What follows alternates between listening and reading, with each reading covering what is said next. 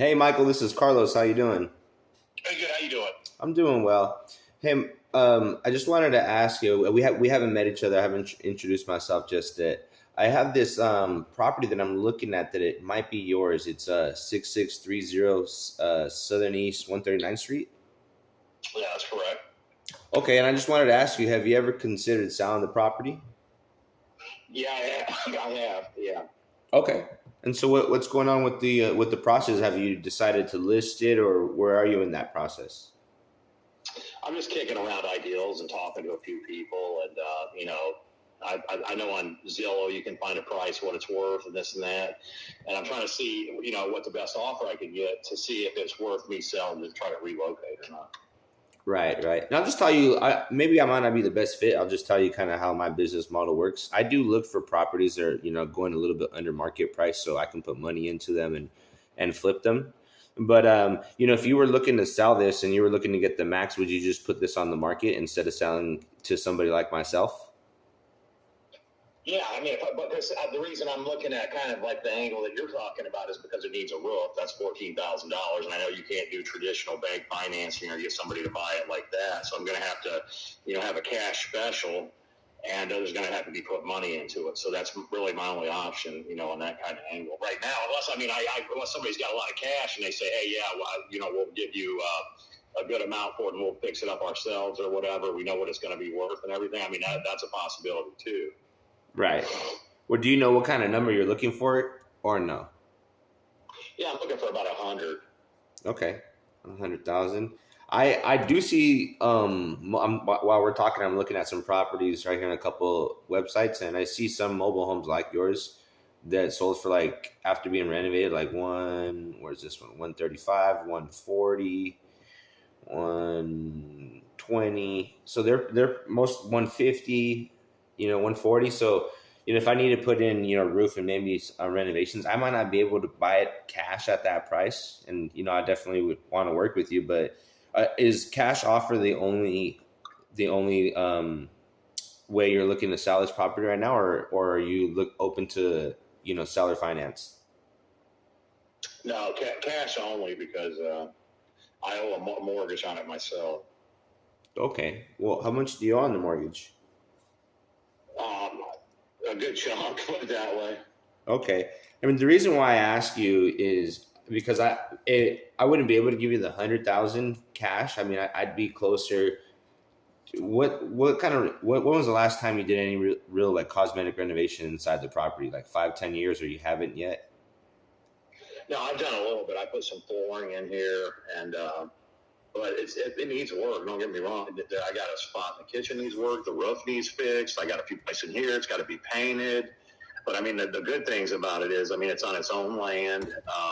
It's huge. It's got a mother-in-law suite out back with a shower and a toilet. It's got a workshop in the back. It's got a covered carport. It's got a attached carport. A lot of good little things like, and then there's a $1,200 association fee attached to it every year, but that includes water, lawn, trash, and it also has an in-ground swimming pool. Okay, that's yearly. Okay, and you Yeah, own. yearly. You said you own the land. Okay, is this a 2 bedroom, 2 bathroom? No, 3 bedroom, 2 bath. 3 bed, and is 1,684 square feet sound about right? Yeah, closer to two, somewhere in there. Yeah, 1684 to two. Yeah, I think so. Okay. And is a if you were to list this for 100, would you be looking to sell this on market like with the realtor? No, not really, because I don't think it's going to add any value to what I'm trying to do because they're going to have the same issue I'm going to have. They're going to have to try to find somebody, and nobody's going to be able to get finance. So they're going to have a very limited somebody that they can work with to buy it. So that's not even, and then they're just going to run into all kinds of hassles with it. That's why I don't think it would even be worth it to list it with real estate. Okay. And the reason why I asked is if I was able to pick it up cash, is there a lower number that you can work with me on that? A lower than 100? Yeah. I'm trying to think.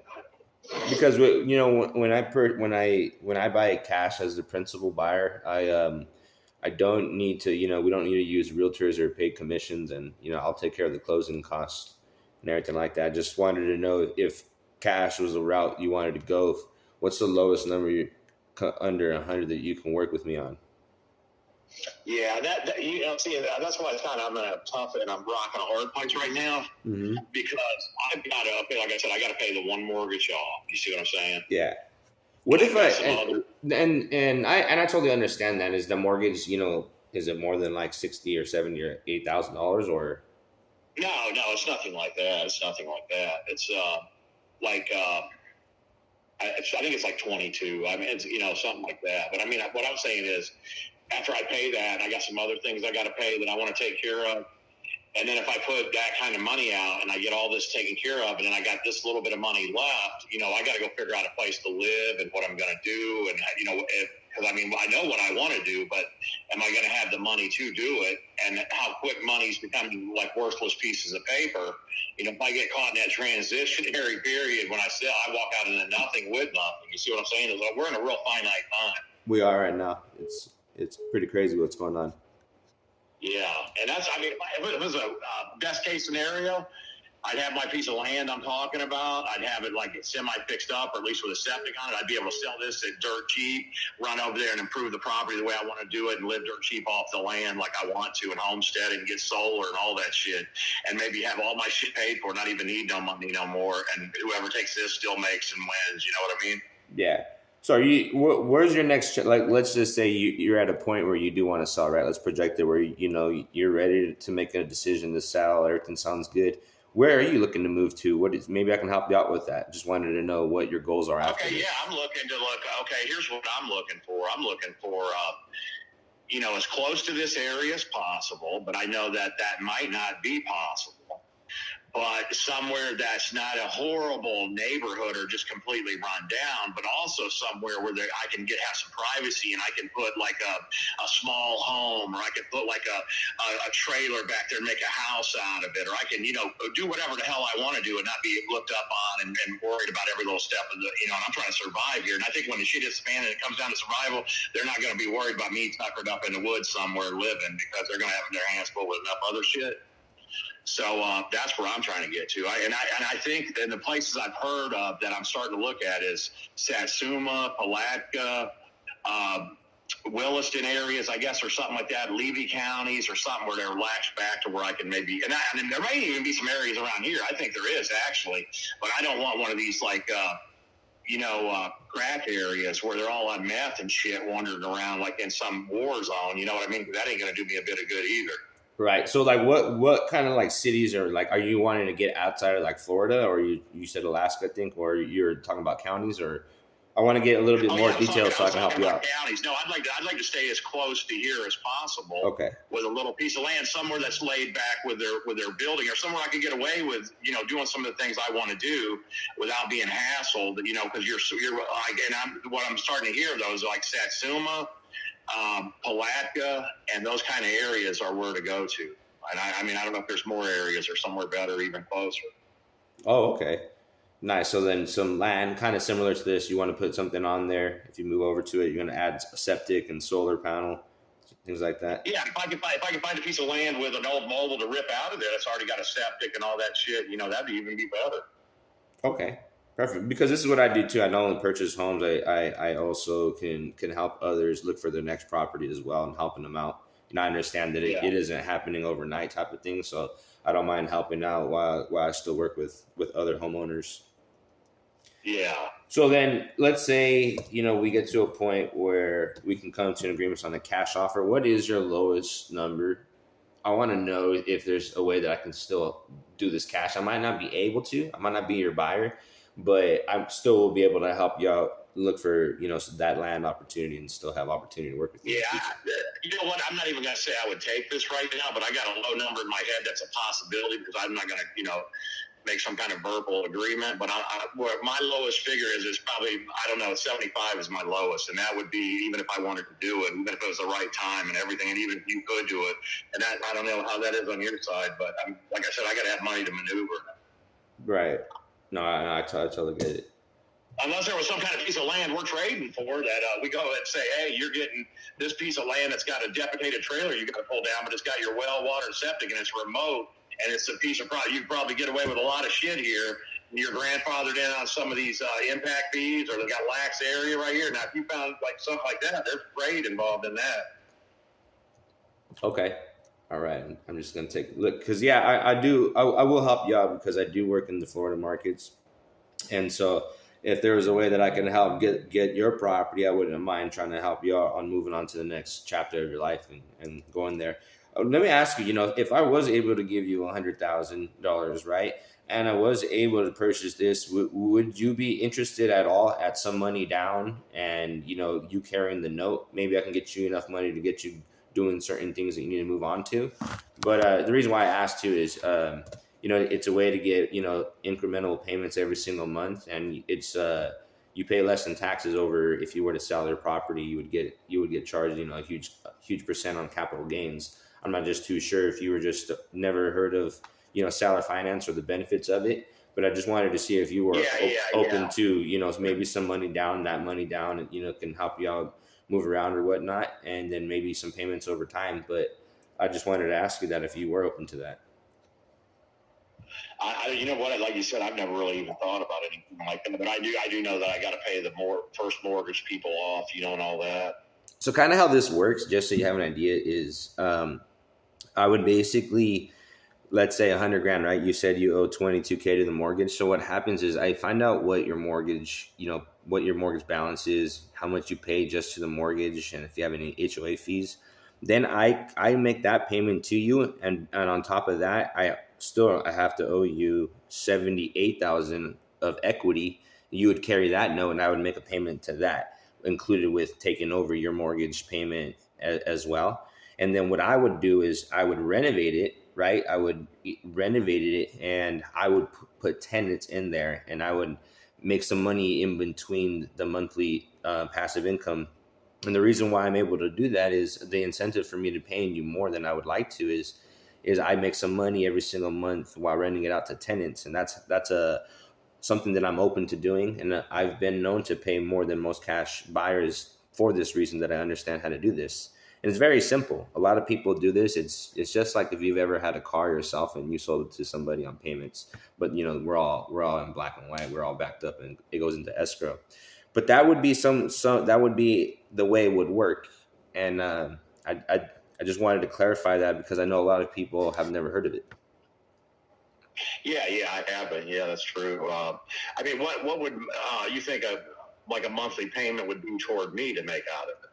So that's the thing. I have to kind of find out, hey, what are other mobile homes in your area like renting out for once they're kind of renovated and stuff. So I need to do a little bit of homework on it. But all I need is I just need to make some money every month, maybe a few $100, $300-$400 a month in there, and that's the way that I can come up on the payment, right? Like typically how it works is, you come up with the decision that this is something you're open to. First off, so we know we're not wasting time. Second is kind of see, hey, how much money down do you think you're gonna need, and just to move on, do a couple of your things, and what are you open to on the term, meaning, how long are you gonna give me to pay you back monthly payments? So it's just a little bit of. Well, hey, if you could throw me a few numbers together, like, hey, if I put this down, if I could pay this monthly, this will leave me this. Or like you said, and look into the market yourself and how much you're getting for rent around here, and then you come up with some figures and maybe throw me about 5 different angles to look at that's best that could work for you, and then I can see if it could work for me, and then we can discuss it. Okay, yeah, because I'm open to this. I'll do my homework. Oh, and then one of the main questions I have on something like that, though, is this. Is that, okay, let's say everybody was happy, everybody made money, you come in, you put a little money into it, in the long term, you were making money every month, and I was getting paid, everybody was happy, your renters were happy, but then all of a sudden something happens where you get a shitty renter, they don't start paying rent, and you're getting all this shit in here messed up or something, and then now all of a sudden you can't pay me or something goes on like that. Now we're all in limbo. We're all sitting here scratching our ass trying to figure out what the hell to do. And do we got to evict them? And if we got to evict them, then we got to go through that cost and legal fees. Then we got to come back in here and fix it. And who's in it, all that? Right. No, absolutely. So this is how it works, and it's a great question to ask. It's actually the most asked question that I get. I have a few other questions that I can go over as well, but it's a big concern, right? You always want to think about the worst case scenario, and I'll actually tell you how that's actually going to be most likely your best case scenario. It might sound a little weird, but this is how it works. So what happens is you carry a note, right? You become the bank to me, you're the lender, I become the borrower. So you no longer really have to take care of the tenants or the improvements or evicting. Let's say 6, 7 months down the road, everybody's making money, everything's going fine. Something happens where, I get I get, abducted by aliens, or I get in a car accident. Something happens where I can't make payment, I default on there. Well, we actually, since we work with you, we actually have paperwork and documents that protect you. So what it is we sign this document called a performance mortgage deed, and it states that if we default and we can't perform, that the property will get deeded back into your name. And at that point, the house would have then already been renovated up to date, and we would have had tenants in there. So your property would be cash flowing. We wouldn't want that to happen because we would lose all our money, all the money that we put into all the monthly payments we've given to you. And so obviously that's why we underwrite deals and we first do our homework to make sure that it's going to fit for us. But yeah, I'm definitely interested in hearing something about this. Yeah, I mean, it sounds very interesting. So what I can do too is I can also send you over some blank documents so you could take a look at it. If you have any questions or concerns, we have attorneys that can talk to yours. I can attach a credibility email with one of my partners. His name's Pace Morby, and I can show you on some of the projects we're currently working. He's also my mentor. He does a series of things. He has a show on A&E and owns a whole bunch of businesses, and so he's taught me a lot, and that's why I'm able to present some of these opportunities. And it might be a good solution for you if you're looking for a little bit more. Because if I was looking at it right, most other investors who are gonna call you to offer you cash are probably gonna offer you a lot less than 100,000. Yeah. Yeah, because I definitely would too. But now that I know how to do this, it's just it benefits me. So, and it benefits the homeowner because now somebody's willing to pay them more. Yeah, exactly. But I didn't know, the reason why I brought that up is because I didn't know if you were aware about the capital gains and how much you were going to pay in taxes. And this is just the only thing is if you come in here to really rehab, you're going to have at least 20,000 into this because you're going to have 14,000 in the roof by itself. You know what I mean? Yeah, no, we understand. That's why I would do the numbers. That's why I want to make sure you're interested in this, because if you are, then I'd like to actually start seeing, like, maybe if you can send me photos of the property so I can see the condition of the inside and the outside, and I can do my math with some of my contractors and see how much it's going to take to renovate it. So then what I do is then I find out, hey, how much money I need to give you down? What's our monthly payment? How much money am I going to have to put into this? All these things I'm going to have to factor in there. So then what is your company name? I'm an independent investor. I just opened up my company is called Dinero Line Property Solutions LLC. When my partner Pace Morby, his is American Home Offers, and I'll put it both in the email that I'll send over to you, so you can actually look us up and do some research on who we are and what are the projects we're doing. Okay, where are you located out of? I'm located in Palm Springs, California. Okay, yeah, okay. So yeah, since pandemic and everything's gone virtual, it's so much easier. I don't got to be places. Yeah. A lot of people from California moving to Florida too. Yeah, it sucks over here for real estate. It's awesome. Yeah, because you can't buy none. It's so expensive you can't even do anything. It's crazy out here. I live in Palm Springs, right? And in the area I live at, there's properties 2-3 years ago going for $200,000 to $300,000 that are like at $600,000 to $700,000 now. And there's multiple homes around here that are millions, and it's pretty crazy. That's why another reason I was looking to cash out too is like, man, if I could pop something to be able to do something with and get more economical in my life and lower my bills and be able to live off the land a little bit and get solar power and all that shit, I could not need as much money, not be under stress. You know what I mean? Yeah, man. Exactly. I totally understand it. That's what I'm all about too. I'm learning about, I'm just learning how to get to that next level, trying to understand how the game works. And, this is definitely a way that it benefits everybody in here. It's easy. It's an easier process for me. It makes more sense if you make more money, and we just got to make sure that both parties are, agreeing on this decision, because we kind of become like partners. We end up talking to each other. Another thing, I don't know how you guys get your your remodelers or your contractors or whatever when you go to do that project or whatever. Mm-hmm. But I've got a guy, me and this guy, we do tile work and we do, we can do walls, we can spray walls, texture walls, drywall work, all that shit. So, I mean, that might even save you some money. I mean, unless you guys don't hire that way, I don't know. No, we hire. Yeah, we hire. Basically, we just look to see who's available and to see what kind of work they can do and what they're charging us on their proposals, and then we're ready to work. But I have partners out there in Florida. You guys have somebody fly to the location, or you do it? No, we have partners everywhere. We are part of a program in a community, and so like I purchased a property in Tampa. I purchased a property in San Antonio last week, and I'm not there necessarily, but I have partners that we work on multiple deals together, and so I have a lot of partners that live in Florida. One of my best friends, who's one of my partners, is actually in Florida right now buying his home. So he's moving over there. And so I jumped into the Florida market maybe 3-4 months ago, Miami, and now I'm in Orlando. But, I come across opportunities all the time. And so, I ended up just coming across you, and, here we are talking. Yeah. Okay, well, I'll tell you what, that's cool. Hey, so just tell me what you need, because I know you said you want pictures of the inside and outside. And just everything you put in that text, I mean, just, tell me what you can tell me about your company and all that, and about maybe some, different ideas. But I've got a good understanding of how it works, and I'm interested in, because if I could be bringing in cash flow each month to help me pay for something else, then that's guaranteed money. You know what I mean? There it is. That's why I brought it up to you. And I just wanted to see if it was something you were interested in. And now I just wanted to explain it, because now it sounds like you're a little bit interested in it. It is going to benefit you too. Say that again.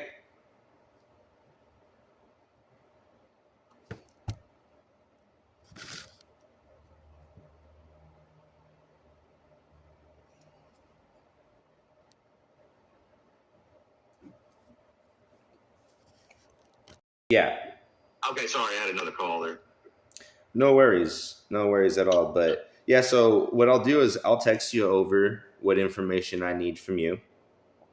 Just make sure it's something that you're open to, right? And is there anybody else that you need to speak with? Do you have a spouse that you speak with on making decisions? Yeah, definitely. She would be involved in Perfect. Well, if you need me to talk to both you and re-explain it, anything where you can explain it, that's fine. What is your spouse's name? Jennifer. Okay, perfect. And what is your email so I can send you over some information? Triumph, TRIUMP. Okay. 424. Okay. At gmail.com. At gmail. Do you have any questions or any concerns at the moment? I know it's a lot to consume at one time, but just wanted to make sure that I at least can clarify, any questions you currently have. No, because I mean, if it came down to doing a deal, I mean, obviously I'd have a lawyer look at my end of it. I would never make a deal with them, some kind of deal like this, because it's definitely unique, but I definitely see where it has a lot of benefits. I definitely see where there's no way you could lose if you get the right parameters in the contract. So that's where I would be at. And like you said, there's that clause in there, like you're responsible for the property, but if you default, I take it back over and stuff like that. So, I mean, you're covered on that end of it. Yeah, we do. We become basically, almost like partners. We work together. We talk to each other. You become my lender is what happens. So, I have a relationship with you, and I wouldn't want to ruin that, because in the near future, what if I wanted to work with you again? Yeah, it is a pretty amazing thing. I mean, it is, because, you're creating equity. But, I mean, the worst thing about it, though, is for you guys. I mean, I don't know who you're trying to get to invest, or how many people you got, or what the kiddie pool is, or whatever up here, but just living off the fact that you can keep putting a portfolio together, showing that you own more and more and more, and therefore you get more and more lending. But the only thing with that is if the whole shit hit the fan, then, I mean, everybody's out, I guess, Yeah, and the good thing about what we do is, we take time to strategize and learn, and so this is actually a way where we can benefit, because when times go up or down, we still work and we still make it work. And the beautiful thing is everything can be renegotiated. It's just both parties have to be accepted. Like I used to work in the car business for a lot of years, and once you sign contract, we're not going to allow you to trade that car back in just because you didn't like it. But there have been certain times where I've seen the owner of the dealership agree to that, terminate contract, and do that. So just all it is at a certain point, if something's not working, yes, we agreed on paper, but at the same time, if we both understand that, it went